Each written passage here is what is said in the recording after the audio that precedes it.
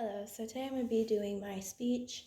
My notes are on my phone, so I will be reading from them from time to time, and then Natalie will be giving me feedback.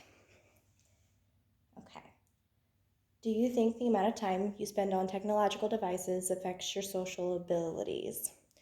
Today I'm going to be talking about the effects negative technology has on our social skills and how we can overcome them. So today we are constantly on our devices, whether it's the phone, the tablets, social media, games, computers, everything pretty much these days. And it is now easier than ever just to stay connected to friends and family, regardless of where they are in the world. And that's all through screens, unfortunately. So in-person communication and face-to-face communication is less common these days.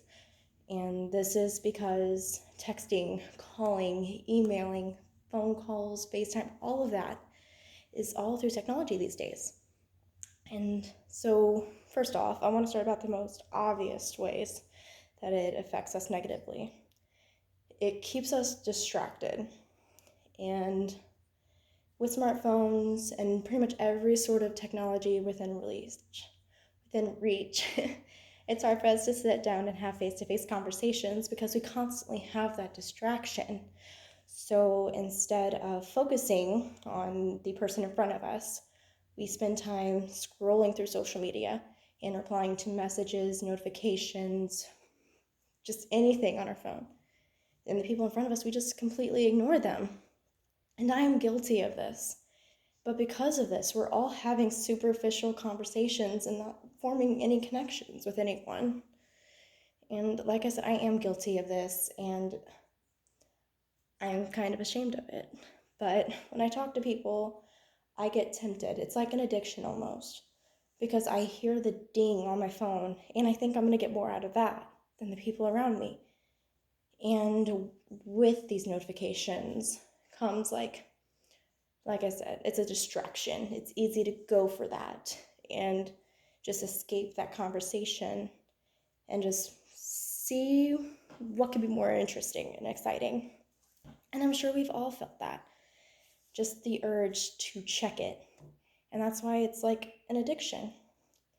And this can lead to a decrease in productivity to have these face-to-face conversations and build connections. And research has shown, which I will be linking, and research has shown that social skills are critical for success in personal and professional worlds. And without these skills, we will struggle to build relationships with both our boss, coworkers, family, friends, anyone. And it makes it hard for us to work with others. And in work environments, this is very important. And it'll keep us from moving forward in that environment. And so a way we can improve on this, we can minimize technology usage in a sense. So when we're at dinner, put the phone away and have face-to-face conversations. Just talk for even just a little bit of time. Just focus on the conversation and engaging with that person. And that would just help us start just a little bit getting back to having those skills and being able to have these face-to-face conversations and connect with that person. So the second topic is technology leads to social isolation. We spend more time on our devices than actually talking to people. And I see this with my brother. Since he was 5, he's been on technology. And I just remember from the beginning, talking to his friends more than he would us. He doesn't come out to speak to us unless it's at dinner. And even then, we have to try and get conversation out of him because he is so engulfed with his games. And again, studies show this leads to mental and social and personality changes. Like with my brother, he gets very straight to anger. He doesn't understand where we're coming from, and it just leads to frustrations. And a lot of this is because he's not having to confront people. He's able to hide behind the phone screen or the computer screen through the headset, where he can just mute them, turn them off, leave the situation, and walk away. And that's a big thing. We need to be able to confront people and deal with conflict, and we shouldn't be able to escape. And because of this, we're losing the ability to maintain our anger and maintain our emotions and think through things properly.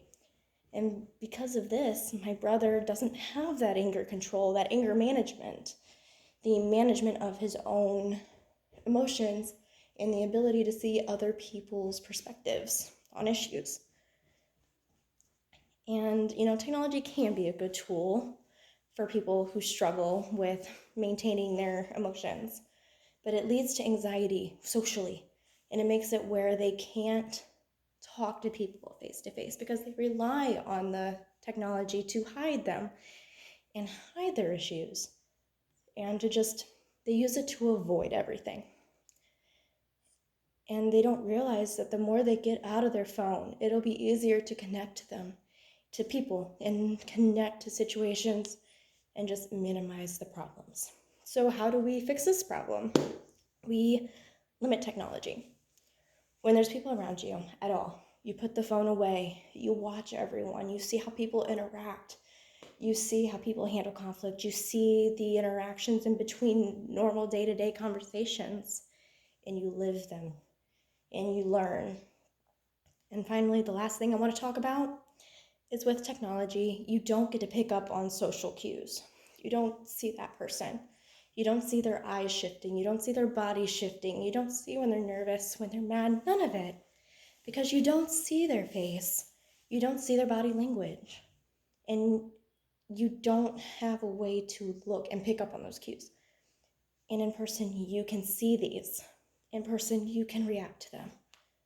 And so, in conclusion, I think we should take a break from technology every once in a while.